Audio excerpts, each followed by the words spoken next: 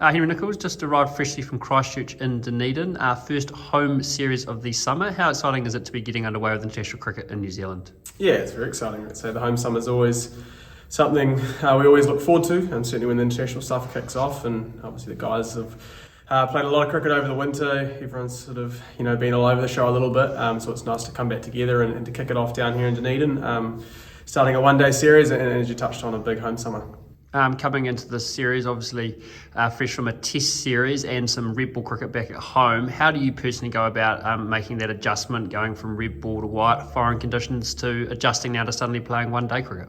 Yeah, it's something that I guess you do get used to, and also the beauty of international cricket is the challenge that brings. And like you say, I think it was only 2 days ago that we got home from the tough test series over in Bangladesh, and obviously we're playing against them in the one days as well, and it's a team that we know well. It was part of the one-day tour before the World Cup as well. We played them over there, so let's say conditions is a massive one that changes for us, and obviously the weather as well, which I'm sure it'll be sunny down here in Dunedin, but obviously can be cold as well. So a bit of adjustment for the Bangladesh guys, but like I say, started the one-day campaign, and some guys have played a lot of it recently, some guys a little. So a couple of days of training to get accustomed to that, and I'm sure that's something we pride ourselves on as a group is the ability to adapt to whatever the format, whatever the conditions are. In terms of the Bangladeshis as opponents, obviously you mentioned that one-day series was as recently as September. You were player of the series over there in foreign conditions in Bangladesh. What kind of challenge did they pose, and how did you kind of personally find that experience, and what can you bring from that into this series?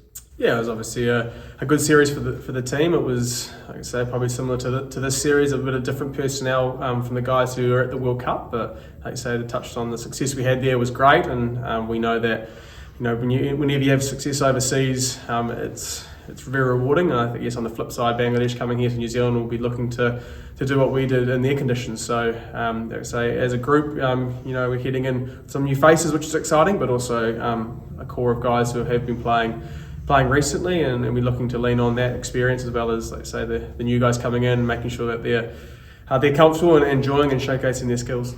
In terms of that learning experience you touched on there, obviously winning in those conditions, but also you've just come off a test series where it was obviously shared, and some players had some challenging times, and everyone had sort of different moments over the series where things were tough in different situations. Can you also learn from those situations as well? Absolutely. I think anyone who watched those games saw how challenging the conditions can be, and like you say, there was guys who adapted really well, especially in that second test to win it in the way we did, and the contributions from Glenn and obviously Mitch in that last inning was really inspiring for the group, and a nice way to, I guess, finish that series over there. And like you say, if on the flip side, we come here to a start of a new one-day series with a few different faces and opportunities for guys to stand up and put in some big contributions. So it's really exciting.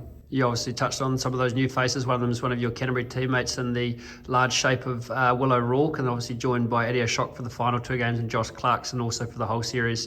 What can you tell us about those guys, and the sort of also a note on how exciting it is when you do get that first call-up? Yeah, like you say, all 3 of those guys have done really well in their selection in the team, and it's obviously a very exciting time. Yeah, first call-up, and obviously Eddie played the T20 over the winter as well, but it's pretty special for the home summer of them to be involved. And obviously touch on Will playing with them at Canterbury. Obviously a tall guy, a lot of tools in his arsenal. He's not great to face in the net, so I won't be looking forward to that over the week. But like you say, just really exciting for those guys. I think credit to, as I've seen over the last couple of years, the guys from domestic cricket who are coming into the environment and really feeling at home, and then just showcasing their skills. So certainly a couple of faces for people to look for, obviously over this series, but also throughout the summer and the seasons to come. And just 2 last ones, Henry.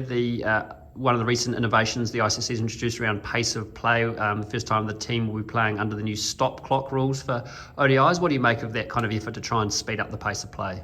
Yeah, I think certainly any time that you're able to, I guess, cut down on your dead time effectively during a one day.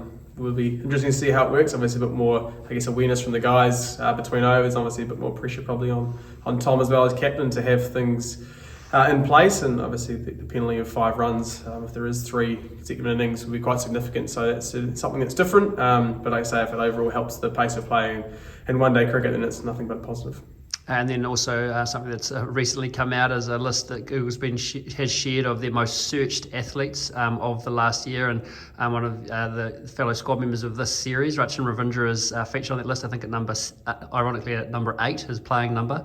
What do you make of that and the kind of year that Rachin's had and the attention that he's receiving in the last little while? Yeah, that's pretty amazing, isn't it? Not just on a cricketing scale, but a global scale, and like you said, obviously the World Cup highlighted it, but I think right throughout his progression to what he's done, every time he gets an opportunity, it's been awesome to watch. He's a great kid as well. He takes it all in his stride, and it's exciting for like you say, start the home summer for the people who probably watched him do what he did at the World Cup to now be playing in front of them. It's really exciting, and certainly, like I say, is a great kid and also a huge potential in front of him. So I'm sure the way he keeps going, he's probably might feature on that list a few more times.